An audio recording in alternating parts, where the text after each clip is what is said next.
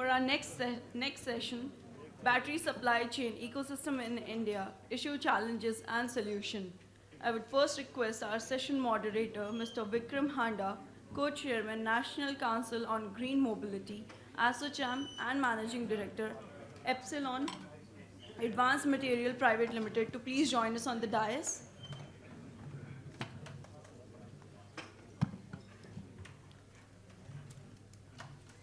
I would now request our session speakers, starting with Ms. Bhavna Mahajan, Head Public Affairs, Loham Cleantech Private Limited, to please join us on the dais.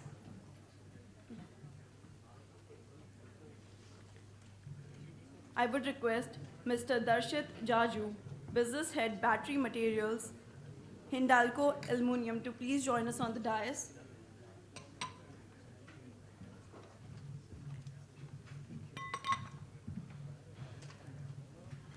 I would request Mr. Vikrant Singh, Chief Technology Officer, BATX Energies Private Limited, to please join us on the dais.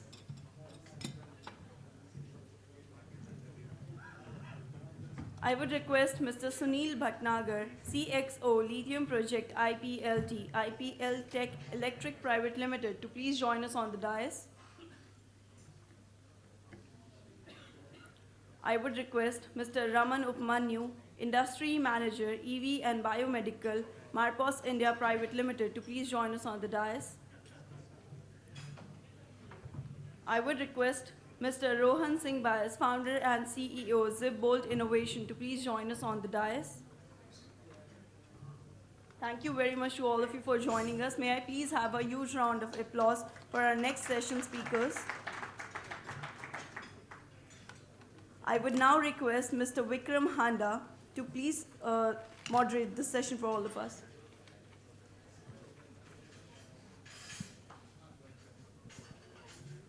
So, good afternoon, everyone, and welcome to our panel discussion. Very excited to be here. I think I have a very unique panel which covers the whole value chain. You know, you have from manufacturing to charging to recycling. So I think it's a unique opportunity to understand really what is happening in the whole EV ecosystem in India. So let me start off with maybe downstream, and I'll come to you, Sunil. Can you tell me a little bit about what you are doing in this industry? What are the challenges you see? And what is the way forward you really see in India in the next few years? Yeah, sure. Thank you. See, we are from IPL Tech. We make electric trucks, heavy-duty electric trucks, and these are pure battery electric trucks in capacity of 55 ton. So these are heavy-duty trucks. So we all know that we hardly have 2% population of these trucks, but the road pollution is close to 80% from them.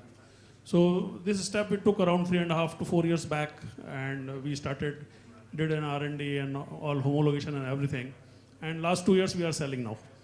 So we face many challenges, and the main challenge was the battery, because that is the only moving part in that truck, which is a consumable sort of thing, and that can create a problem.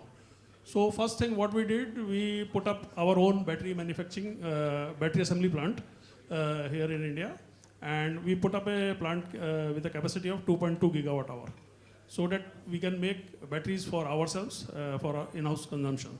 So that is one challenge. Second challenge was this initial cost of this truck is very high. So what the last panels have discussed, the challenges in getting electric vehicles, the upfront cost is very high. So definitely we are looking towards the government and MHI to come up with some demand incentives and for some waivers in octroi or maybe toll tax or something like that, indirect incentives. So that is from the finance side. Technical side, not much of challenge, because now the market is picking up, scaling is happening, people are understanding. There are very few parts compared to ICE, so it is not a very difficult task, you can say. The main part is your motor, the drivetrain, and the battery. Those two are very important part. They play a very important role. Balance mechanical and electricals, we are very good already in India, so not a big challenge.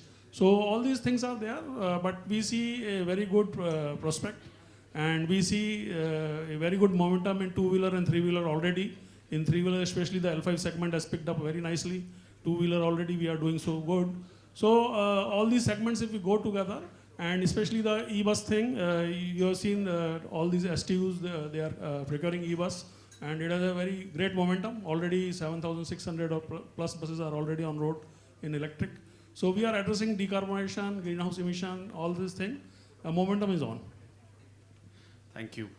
I can say it's a great truck because we own 4 of them and are very happy with them. So it's a great product and very cost competitive in the market and easy to transition also to EVs. Raman, I'll come to you. Would like to discuss what are the challenges. He's talking about so much growth happening in two-wheeler, three-wheeler, and heavy commercial as well. What are the challenges around charging and really supporting this growth that is going to happen in this industry? Thank you so much. Thank you, ASSOCHAM, for having me here today. I'll give you just an insight of what challenges we are facing. But before that, I'll introduce what we are doing. So we are Marpos. You talked about manufacturing, you talked about supply chain, but as a Marpos, we talk about quality. What we are doing is we are into the measurement, inspection, and testing equipments which ensure the quality of, say, sir was talking about batteries, motors. So nowadays what is happening, we are producing the things, but fire incidents and most of the things are happening because of we are not doing the proper testings on the batteries, because currently this session is all about the batteries. So batteries means cells. We are importing the cells from the outside, and we are not sure that the electrolyte which is filled inside the cell is having the leakage or not. And we are not even testing the electrolyte because we are just assembling it into the module and then the packs. So what we believe, we Marpos assure you that the electrolyte which is filled inside the completely filled sealed cell should not get leakage. So this is what we are doing. We are totally ensuring the quality by doing the leak testing and by doing also the electrical testing. Coming back to your question, EV is something which everyone is now dreaming of here in India. Honorable Prime Minister is also focusing, and now you might all have listened to one news that Mr. Gadkari, Honorable Minister of State Transport, has clearly said that if you are not going to sell your diesel vehicle in 15 years, you will be penalized heavily. So in order to, have this infrastructure developed very smoothly and very well, we need to adapt to, these kinds of things. Like in Hindi we say, dande se kaam chalana padega. Because we are not, focusing on the things which government is focusing on. The reason for that is your question. Because we are not sure about the charging infrastructures. If someone asks me today, will you buy an EV? I will also think, why will I buy the EV? Because you can charge your two-wheeler at your home, but what about the four-wheelers? So yes, we are lagging onto the four-wheeler charging infrastructure now, but as Niti Aayog said in its discussion that FAME 3 will be completely focusing on the charging infrastructure. So maybe once we roll up the charging, more charging stations, maybe in the societies, in every petrol pump, then these issues can be addressed. Secondly, I would like to focus on the battery material also.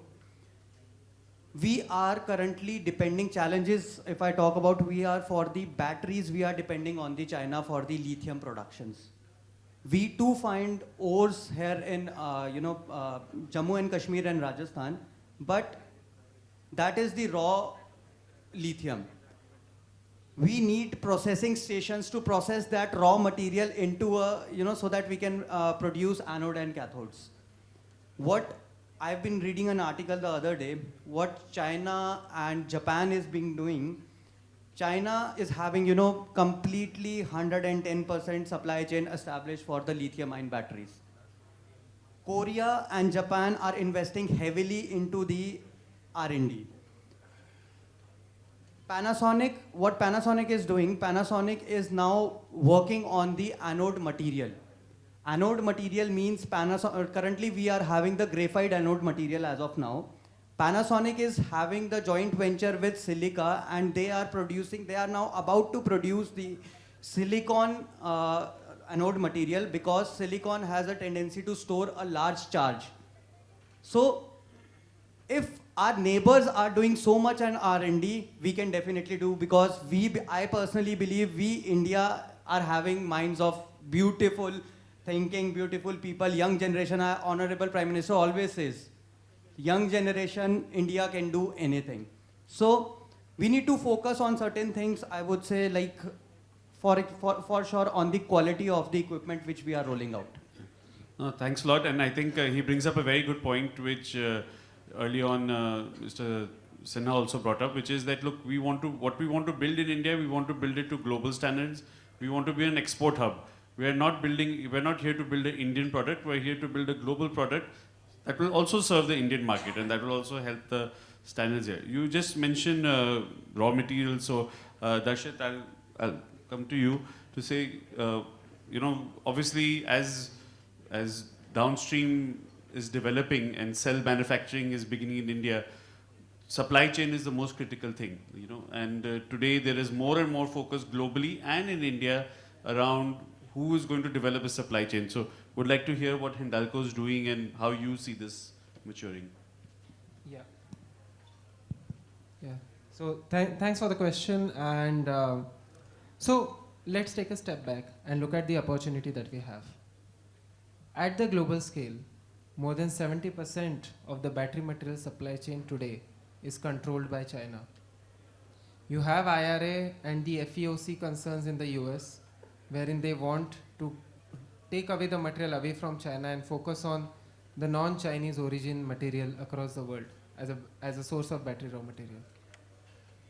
Look at what is happening in Europe. Increasingly, the tariffs on EVs and the battery materials are being put on China, and they are increasingly looking at alternative countries in the world to supply. India has a golden opportunity in the battery material space to step up. We have amazing talent here. Yes, we need to upgrade our quality culture and quality system, but that is just a matter of time. It will happen. Secondly, let's look at home. Every new EV that comes, you save more on the forex that you spend on buying petrol. So strategically, it is important for India to have more and more EVs for its own energy security. So when these are such amazing trends, it is a very, very good opportunity not only for EVs but also for battery material supply chain to develop in India. What Hindalco is doing in this case, so Hindalco is major producer of aluminum and copper in the country. We are a big player in downstream business. So there are aluminum and copper current collector foils, that goes as a critical part of the lithium-ion cells. We have already announced a significant investment to support more than 100 gigawatt-hour requirement of aluminum battery foils. And for us, the market is the entire world. Similar thing, we are working closely at a strategic level on how to enter into the copper foil market as well. So yes, the opportunity is good. We are doing a lot of stuff. Epsilon, Neogen, many other companies, are putting, have amazing, plans, globally announced plans, Epsilon especially, which is a very, very good thing. But what support is needed for overall battery material supply chain is, because all these are very, very high quality material, they always require a very large qualification timeline. There is always a significant amount of investment that is being done by the investor while setting up these battery material factories. And when in the initial few years, you are spending a lot of time on qualifying the material, the path to revenue is longer. Okay, so you are not going to make too much money in the first 2 to 3 years or 4 years, but then the money starts kicking in. It is in these 2 to 3 years that the industry needs a lot of support. Investment tax breaks, etc., could be an important part. The second important trend that we are talking about is India becoming a global export hub for battery materials. Here we need a government to government collaboration, a G2G level of partnership for critical minerals arrangements. Especially for aluminium, carbon, and certain polymer materials, there is a significant amount of backward integration that is there in India. And India can play a good role in securitizing the battery supply chains and creating a China plus one alternative for the world. And it is a good opportunity for Atmanirbhar Bharat and making India an export hub. But that can happen once we have a very good G2G collaborations, especially between India and US, to ensure that India becomes a part of that critical minerals, preferred list of countries. So these are, and I anyways talked about the investment tax breaks. What will help India by doing all this is, it's around 1 lakh crore of investment to set up at the battery materials supply chain itself, to supply around 200 gigawatt hour requirement of cells across the world. So it's a significant investment, and thousands of jobs will be created. There is a huge amount of gross value addition in the GDP that is going to happen. So I think supporting battery material supply chain in India from the government side is a money worth spent. So yeah, that's my. Yeah, thank you, Darshit. And I think, as you develop battery materials, one of the important backbones is always R&D, right? And I think here you can see that India is already a global leader. There are a lot of government policies and frameworks to support R&D in the space, the IITs, ASICRIs, IARCIs. So great. So we've started off, driving a truck down the road, and we've reached the materials. But to close the loop, obviously recycling is very important. So Vikrant, I'd like to come to you and see where do you see yourself fitting in this whole EV ecosystem? Because obviously India has very clear rules around EPR and circularity. So where do you see the opportunity, and what is necessary for the next 3-5 years in this sector? Yeah, so I will start this talk by I want to tell you a little story about China, that how they have built this large empire and muscle power for the battery materials, battery production, as well as the cathode active materials. So to understand that, we need to understand that how cell has been produced. So the very first step is, which is called upstream. In upstream, what is being done is you start mining from the mines. So then China thought that they don't have much mines in their country. So for facts and figures, you have 3 countries, largely they contain 70% of the world's lithium. That is Argentina, Australia, and Chile. These countries itself hold 70% of the total world's lithium mine in the world. Despite China is not having the lithium in their country, 70% of the processing of that mining is being done by Chinese companies. So that means working on upstream is very important to hold the integrated supply chain. Second is called mid-level stream, where you take that material, processed material, and you process into precursor material. That means precursor is something which goes into the battery, which is the cathode active materials. And then third is, which is called downstream, where you manufacture the battery and use in your vehicles. Today in India, what we are trying to do is, we are very much accelerated mode in terms of adoption of EVs, as well as in terms of creating the infrastructure for EVs. Where that lithium will come from, because that is the basic element for any of the EV to be driving. So today India stands with, today the consumption of lithium import, which is we are doing in this fiscal year, is around 4,000 metric tons. We are expecting that till 2030, 30% EV conversion we are seeing based on the government projections which they are given. To meet the demand, we need 40,000 metric tons of lithium to enhance, to get that accelerated adaptability of the EV mobility. So now we can understand where the origin is coming from. We need materials, we need minerals to accelerate our demand of the supply chain. And then coming back to China, what they have done, their automotive companies, they have taken stakes in those mining companies. For example, BYD.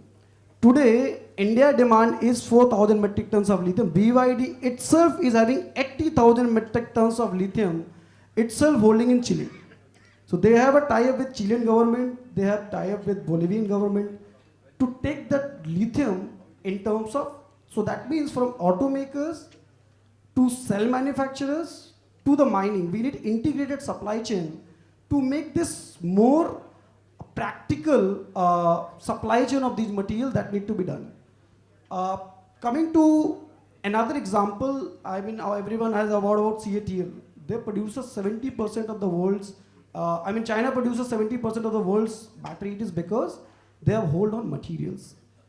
So second point comes, which is called it's called offtake of materials with equity investments.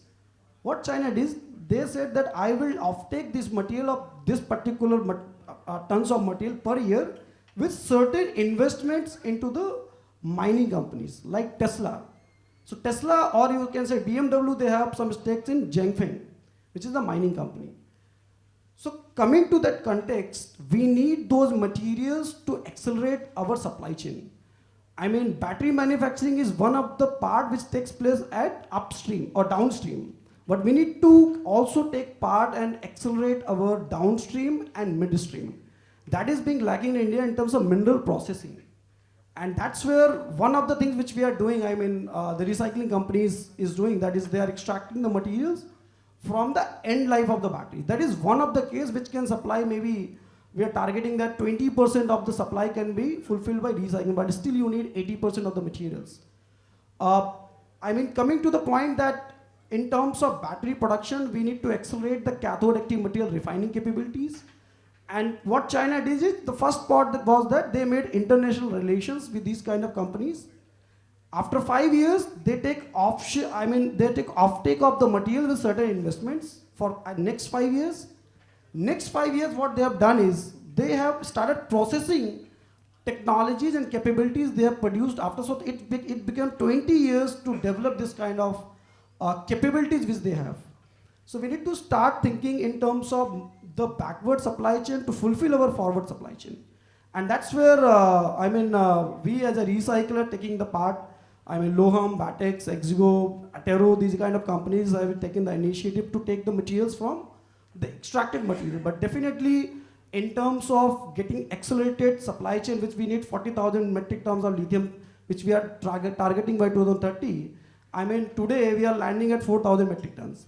So to moving from this state to that state, definitely we have to really work hard upon the sourcing these materials by making international relations. Second is, according to the studies, we have found that there is lithium found in Jharkhand, Jammu Kashmir and Rajasthan. Still, we need to create more technologies that are commercially viable in terms of the lithium extraction. Where we are lacking in terms of the technologies which is commercially viable to extract these materials on an affordable cost. And that's why the Chinese companies are best for producing these materials at a lower cost. So definitely that is something which we need to work upon, and also we need to bring out our muscle power for the refining capabilities, because these are critical materials, and the refining where you need, the quality which you need to make the battery is 99.95% pure material you need to build the batteries. And that's where what Batex is doing. We are already running a plant, already we have started a plant in terms of cobalt, nickel and lithium extraction. Second part, we have also got the grant from MHI purely for the research for the pre-chem materials. So from next year, we are also developing the pre-chem, especially the LMFP and LFP for the battery and the material which we are consuming, that is the recovered material from those batteries. So recycling will play a very important role once the adaptability of the batteries will be there. Recycling will play like lead acid. Today, 85% of the lead acid battery demand is being fulfilled by just recycling. Only we need 25% additional material to fulfill our demand which is being happening. So, to get into that state, we need to really work out hard in integrated supply chain, from mining to cathode active materials and then the cell productions. So that is something which we are playing a part into those roles. And maybe by next year, we are trying to produce the pre-chem, especially on a small scale. So thank you so much. No, thank you very much, Vikrant. I think he brings up a very good point of how the Chinese supply chain has developed, how the whole ecosystem in China developed. And what it requires is actually a lot of people on this panel to be partners, right? We are all customers of each other, suppliers of each other. And that's how the industry can evolve, and we can really develop this EV ecosystem in India. So Bhavna, I'd like to come to you. I know Lohum is doing great work on creating circularity, extracting critical minerals. If you can tell us a little bit more, and what are the challenges you see really on policy? Because supply chain is so important. How can Lohum or the sector enable that? So I'm very happy to be on this panel and this conference because I'm an EV user and I love my EV. It saves me a lot of money. It takes me everywhere very fast. It's a very comfortable drive. Having said that, there are limitations to the sector, and Lohum is it's India's largest producer of critical minerals. So when we look at the ecosystem, we have to, as Mr. Handa and the whole panel has rightly pointed out, it needs to be a whole end-to-end aspect that we look at. What do I mean by end-to-end? End-to-end means we look at supply, we look at demand, we look at also, as you said, challenges, but I would like to call it opportunities, because every challenge presents an opportunity. When we want to move forward towards Viksit Bharat 2047, there are certain aspects of our growth journey that we need to control now. And one of them is setting the narrative that India is ready to play the role of being a global champion in the critical materials and critical minerals industry. Why are we ready? We are ready because we have a cost advantage, we are ready because we have technology, and we are ready because we have a regulatory and policy environment that supports and is open and is transparent. We are building it, as is the rest of the world, but given our demographic advantage, as well as our own in-house capabilities that have been developed, we are not dependent anymore for fueling the EV transition. We can make in India for the world, refine in India for the world, and even recycle in India for the world. Supply chain point of view, feedstock is right now one of the single biggest challenges that is likely to come up in the years to come. Since we are looking at a medium-term time frame of 3 to 5 years, securing our feedstock for not just preserving our critical mineral security, but also fueling the EV transition. We will always find, and we should be in a position to be able to find more reserves with joint partnerships, tripartite explorations, and we've been in touch with geologists at Lohum. We've been in touch with geologists from Australia and Canada who've actually spoken to us about the huge potential reserves that India can house. There is a need for detailed geological studies to be undertaken, and parallelly, every few weeks I hear about the Africa opportunity in a big way. So finding virgin materials will definitely keep coming up in some form or fashion. Having said that, our dependency now needs to be broad-based and addressed by not just recycling, but also ensuring that leakages don't happen. Recycling will happen for the material that comes into the marketplace or comes into our facilities. It will not happen for material that gets leaked into the landfill. So formalization of the sector is one big point I would like to bring out. It is highly needed, it is the need of the hour. Currently in India, while we are talking about the electric transition and the journey of EVs, 60% of lithium-ion based battery waste is actually from consumer electronics. So that is the reality we are dealing with. Now where does that waste land up? It lands up with informal sector waste aggregators. It has to come back home to us. And there is a cost element to it. So the need for our policy frameworks to move from strategic frameworks and roadmaps to also implementation on ground. And that is where aspects like EPR, setting in place an EPR floor price, as well as encouraging genuine players in the market to scale up. There is enough capacity that can come up, that is in the pipelines. There is enough capacity that already also exists between the various players, as has been mentioned. And India is ready to take that on, but we need to secure feedstock supply. Now, some panelists, some of my esteemed panelists have spoken about G2G partnerships. There, I would also like to bring in the element of, G2B partnerships. Maybe partnerships between private companies and PSUs under structures that already exist can help both sides. So, private companies that may not have the scale or access that a government entity can tap into, but private companies bring in the agility that government structures may not be able to accord. We need to play to our strengths. So we need to play to our youth, we need to play to our technology, we need to play to our cost advantage, we need to play to our ability to be creative. We are a nation of jugaad. I'm not saying that, that is the way to move forward, but I'm saying it is in our DNA and we can definitely benefit from it. So those are my, 5 seconds of thoughts. No, thank you very much.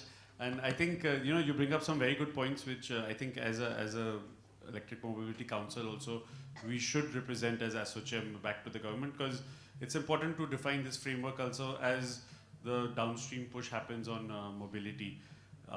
So Rohan, I'd like to come to you. We've spoken about everything, right? And all this electrification and material supply and recycling can't happen without a robust charging infrastructure.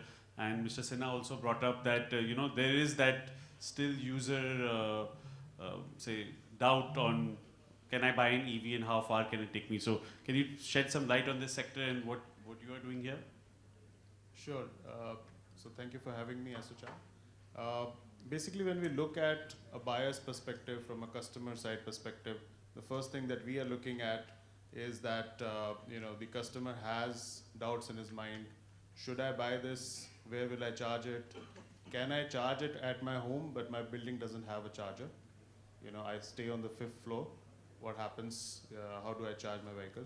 So those things need to be tackled in terms of charging infrastructure. And then there's, the different cousin of swapping that's also picking up. So battery swapping has been around globally in different forms, be it two-wheelers, be it three-wheelers, and in India, two-wheeler, three-wheeler swapping has picked up, mostly in the B2C market, where you have hyperlocal delivery and first mile, last mile companies. Particularly what we are looking at is providing that not just the software, but also the analysis of these batteries, how they're performing, and throughout their lifespan monitoring them to look at what's happening with these batteries, how they are degrading or how we can prevent their degradation, elongate their lifespan. And that sort of AI integration into these batteries will start seeing more and more as we move forward. Some of the leading OEMs have also brought in these features, but this has to be across the board for even smaller companies, larger companies. And this also integrates with the overall supply chain or value chain rather, in terms of traceability of where these batteries are coming in. You mentioned from China largely and from, say, some Korean companies. But it also needs to be brought into the point where companies who are operating and then recycling, where do these minerals end up? Do they actually end up into the new cells that are being manufactured in India or outside India? Because these are low carbon minerals, right? And when we have a low carbon material that's coming out, it should be a preferred material. Obviously, it has to be battery grade materials. But since we are looking at this from the whole ecosystem perspective, the traceability in terms of EPR, yes, there is some factor coming in, but it needs to be expanded upon. So in terms of challenges, yes, from the user perspective, there is a challenge of charging, which is very upfront. But if the industry is able to also present the opportunity to, to the user, that because of your difficult choice of buying the EV today, you are able to impact the environment in a drastic manner compared to, say, a diesel vehicle or a petrol vehicle. So that's largely going to be beneficial. Okay, well, thank you. So I'd like to go back to Sunil and ask a question. You have almost everybody here is a customer for you. You have recycling companies that you can sell your batteries. You have charging. You have testing. You have battery material companies. Where do you see the challenge as an auto OEM to work with them? And where do you see yourself engaging with them further? Yeah. See, this ecosystem is developing. This EV market is very new here. For last 3 years, it is picking up very nicely. So this total ecosystem is coming up. So there are anxieties of charge. Everybody talks that what will happen. So that range anxiety is there. But you see in most of the cases, in two-wheeler and three-wheeler, it is there is no problem at all, because all these two-wheelers are made to run for 100-150 kilometers minimum, and nobody drives that much in a city. So range anxiety is there definitely to be addressed when you go interstate. Like our case of trucks, it is interstate. Then range anxiety is definitely there. In cars, you go once or twice interstate, otherwise mostly it is city drive or go to your office or home, something like that. So definitely the challenge is there, and infra is coming up. Similarly, for recycling, the government has taken up that EPR, and now whenever there is some import of cell, you have to declare your month and year of production along with the serial number of the cell and all the BIS number and everything on that, so that only the good cells come to India. Once it is approved by BIS, then only it can come. So once you use these cells, like in EV, generally these cells go very good for 3 to 5 years. Very good in the sense we say that when the capacity of the cell reduces to 80%, then generally we try to change that cell, because that kind of mileage will not come. So then there is a second life case where you can use in inverters or UPS or energy storage devices and like that. After that, you can reconstruct it if it is possible. If some cell is misbehaving or something like that, you can do that. Otherwise, last stage is recycling. So recycling plays a very important role because the virgin material, all these critical materials are very expensive and very hard to procure. So it is not an easy game. So recycling will play a very crucial role. So recycling companies are required here. Most of the companies who are doing good, they are taking out critical minerals out of the black mass. But few companies are just doing up till black mass only. So they are not adding much value to that. So that is an important part. And from technology angle, I can tell you, see, new technologies are coming. All these critical minerals are there, but the sodium ion is also making some waves. So the countries who are short of critical minerals can play on sodium ion. Sodium, the basic raw material is available in the country, and you have to just refine. But there is some challenge in energy density, which scientists are addressing, and energy density will improve. But sodium ion, you have many plus points, like it can work in minus 20 degree also very well, which in lithium we have some challenge there. Then the biggest plus point there is that you can store sodium ion at 0% state of charge. Because in lithium, this is a problem. You have to store at some percentage, maybe 20%, 10%, something you have to keep. But in sodium ion, you can even store at 0. So transportation and safety is very critical. Presently, you see a lot of lithium fires happening in cargo sometime when the cells are booked and like that. So that is taken care. When you are sending something at 0 volt, nothing will happen. So that is an important point there. Then second important point there is that your anode and cathode, both materials are of aluminum. So the strips you use, the copper is eliminated totally. So the cost part is also very good. So many new things are happening, like magnesium being added now in the new chemistries. So in LFP, we are now new technologies coming, which is LMFP. So with addition of manganese, what we are doing, the cost is reduced because manganese is a cheaper element, and the voltage is increased. So the energy density is very good. So overall, we see that this ecosystem is coming up very nicely. The recycling and the charging infra and everybody plays a very critical role. So if we go as an industry and we work together, it will be very beneficial for all of us. Thank you very much. So I just want to note, the session was actually called Battery Supply Chain Ecosystem in India, Issues, Challenges and Solutions. While I asked almost everybody what are the challenges, they all actually suggested solutions.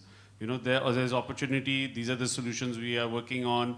So I just want to end the session with maybe a quick fire round. I want to just go across the panel and ask, what do you see in 2030 happening in India in your space, right? And where the opportunity, and where do you see your industry or your space be? Just, Darshit, we'll start with you.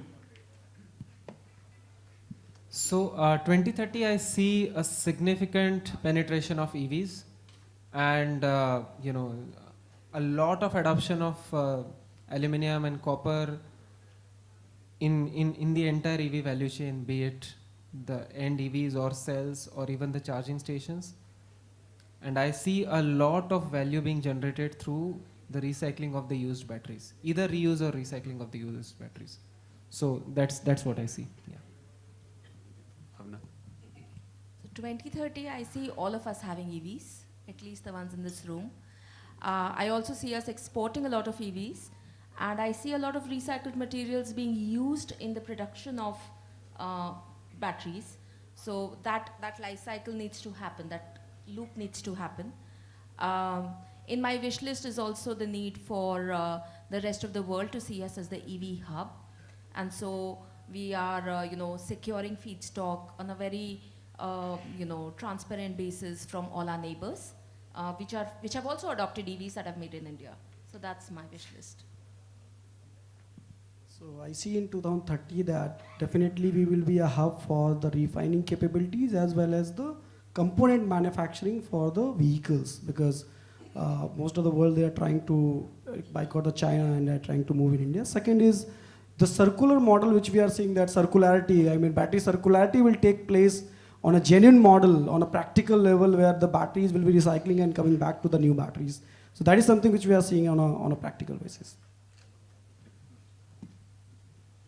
Yeah. See, we are slightly late starters because in EV, like other countries, they started well in time, around 10 to 12 years back.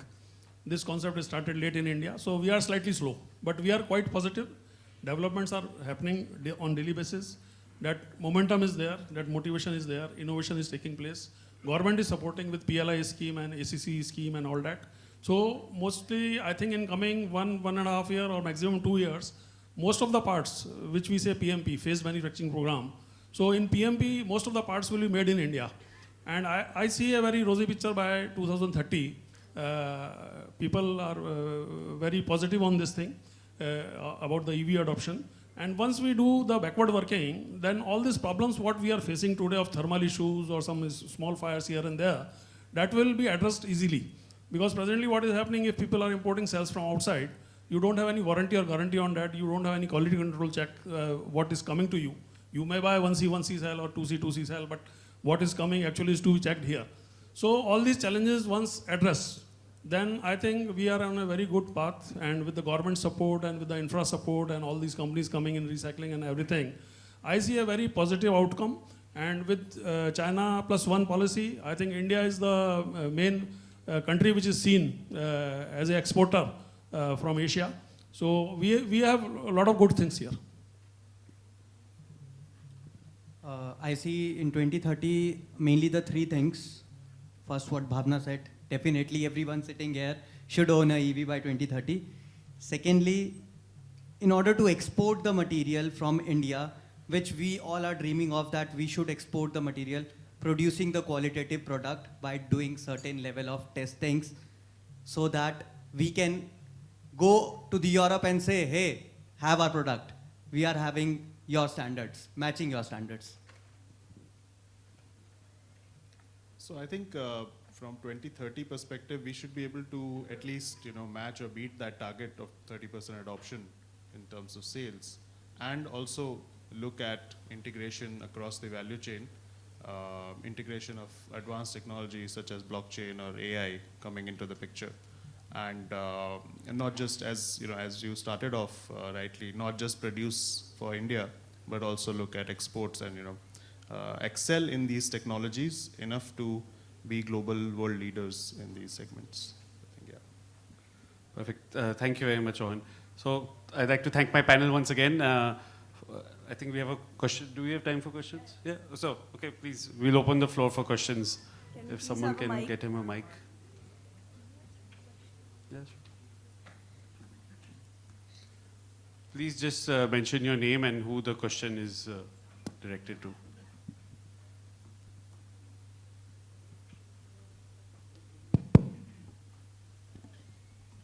Good afternoon. I am N.K. Sethi. I want to thank Associam and the associations for promoting EVs. Now I'll go and discuss just in a question the basic problem for the consumers. I'm sorry, I don't agree what Mr. Raman said, there should be a Danda rule. I really object to that. But I'd like to request Mr. Handa to throw some light. You see, whenever there is a discussion in the family or our relations or neighbors, if we have two cars and we want to now want to go in for a third car, an electron EV car. But immediately they say there's so many electric fires. Is it because of the batteries or there are some other systems? And it's not in India only. My grandson is very active and very knowledgeable in cars. He's just 14-year-old. And he tells me, he gives me examples of so many accidents happening worldwide. Other thing is, grandchildren are also very active. They are being taught very well around how to look after the environment, to save it. They tell me that by using lithium, we are rather ruining the environment. There's more damage where the lithium is being taken out. This is another question which has a lot of relevance. So I don't know what the association or way, how you want to project to the government or to the bodies that what do you want to do so that you get really more customers without putting danda on them. Thank you. Yeah, got your question. Your question is good and very relevant, basically. See, what is happening when initially we started this EV in India, the standards were not that stringent. So all these batteries were passed through AIS 048 and there were some tests done and the battery is passed and the EV is running. What happened in that process, lot of trading community has entered which has no technical background, but they knew how the cells are to be procured and how the battery can be made. So these fire episodes happened. But government took a very critical note of it and government came up with AIS 156 and AIS 038, Amendment 2 and 3. And now it is so stringent that you can't pass that test. You have to have a manufacturing company, you should be an ISO company, you should have all the standards, they will come and visit you, they will see your process. So the trading community is totally out now. So these things are not happening that much now. Something happens, there is thermal issue in the battery sometimes. So for that we have a lot of programs where we analyze the hot spots and the thermal things. And we have phase change material which is known as PCM. We put PCM in the batteries so that if there is some extra heat or something, it will be absorbed. And the BMS also take care of this thing now. There is shut off in BMS. We have 4 to 5 probes which will see when the temperature is going up. And you can set a temperature at around 58 or 60 degree to switch off the battery. There is an alarm now in the new system. You have an audio-visual alarm also. When there is a high temperature, the alarm will come. You have to switch off your vehicle that time. So I think it is addressed very well now. Some episodes have definitely happened and more episodes have happened in two-wheelers because two-wheeler generally they run on NMC battery. The nickel, manganese, cobalt, everything is very flammable. But if you see three-wheeler and four-wheeler, they run on LFP. And LFP will never catch a fire. Only white smoke will come if thermal issues happen. So no fire will come ever. So I think it is quite well addressed now. But initially, yeah, definitely in adoption, some cases may have happened. Thank you. Sir, I would also like to answer what you have said. Danda rule means that government should be after you. But if you are using vehicle which is, diesel vehicle from last 15 years and you are still not scrapping it, ultimately what we are doing, we are harming the nature as it is. What we are doing. Government of India has already said scrap the diesel vehicle within 15 years. And still we are not doing. That's why Honorable Minister has to take this decision that if you do not scrap this, we will have to, put many taxes to you. And secondly, what you said about the lithium extraction, that's why we are here sitting, discussing about different chemistries also. We talked about sodium-ion batteries. we talked, now we didn't talk, but there is another technology which is coming, which is, electrolyte, solid electrolyte. So many technologies are coming in the market. We are here just to, save the environment and build this ecosystem in a smoother way. Thank you. Sir, I'd also like to just chip in with 2 cents of my thoughts. When we talk about sustainability and the younger generation being more future forward, more oriented towards a sustainable lens, the first thing we have to tackle is the pollution that emerges from traditional technologies that are at play right now. So, electric vehicles at the very least reduce air pollution, reduce therefore the possibility of lung cancer, therefore the possibility of so many other related issues that have come with rapid and massive adoption of personal vehicular transportation. Having said that, from a mining perspective, extraction of lithium can be sustainably managed. That is where the role of R&D, joint partnerships between the private sector and the government sector, and wherever possible, a global play of different countries bringing in their different benchmarks at play. So for example, certain aspects of refining, maybe Australia has a technical advantage. Certain aspects of refining, say the chemical side, India has a technical advantage. That is where we can sustainably ensure mining. The third aspect, lithium is already in our lives. We cannot wish it away. It is not going to go away. Having said that, it should not land up in landfills, because that is where the problem starts from a long-term civilizational point of view. That needs to be part of the circular economy loop. So there is enough and more work that is happening, as my co-panelists have also pointed out. And there is enough and more work that went in before these ICE technologies were considered stable. So we just need to give it a little time, and we will be there. Companies like Loham, we are already trying to do things from a technology, emission, technical aspect, which means for sustainable chemistries to come into play, like more LMFP. Ma'am, there are no 2 views on pollution. Everybody wants pollution to be reduced. But safety is also very important. Agree, sir. And Absolutely now, agree. Like floods are increasing in India. Starting from Bombay, when people could not open the electric auto system of the cars, many drowned. And now many people are going for the manual things, because there have been many accidents happening. So I don't know how the EV vehicle will behave if it is submerged in water. Yeah. So, very good question, and I'm getting the signal that we have to end our panel discussion, but thank you. Please, we're happy to discuss it offline, any of us. So once again, thank you very much to all my panelists, and I think lunch is next. Okay, not lunch, there's one more panel. Thank you very much to all the speakers. I would request you to please come forward for a picture.